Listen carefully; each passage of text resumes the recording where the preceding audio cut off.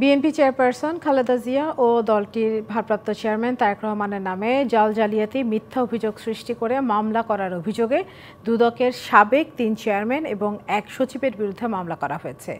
রবিবার ঢাকার অতিরিক্ত মেট্রোপলিটন ম্যাজিস্ট্রেট জিয়াদুর রহমানের আদালতে হারুনুর রশিদ নামে এক ব্যক্তি এই মামলার আবেদন করেন। আদালত বাদীর জবানবন্দি গ্রহণ করে আগামী ২৫শে মে আদেশের জন্য রেখেছে। মামলায় আসামি করা হয় দুর্নীতি দমন কমিশনের চেয়ারম্যান হাসান মসুদ চৌধুরী, হাবিবুর রহমান, আবুল হাসান মঞ্জুর এবং সাবেক সচিব মোখলেসুর রহমানকে। সাবেক সচিব, সাবেক দুদকের চেয়ারম্যান এরা দায়িত্বে থাকাকালীন অবস্থায় জালিয়াতির আশ্রয় নিয়ে সাবেক প্রধানমন্ত্রী দেশনেত্রী বেগম খালেদা জিয়ার বিরুদ্ধে মিথ্যা মামলা আনয়ন করিয়া তাকে আদালতে প্রেরণ করিয়াছে।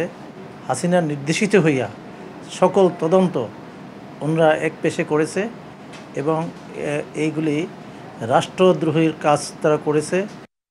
নগদ পেমেন্টে ৫০০ টাকা পর্যন্ত ক্যাশব্যাক আর লেনদেনে প্রতিদিন ডিপ ফ্রিজ এবং ঘন্টায় ঘন্টায় এসি টিভি সহ দারুণ সব গিফট।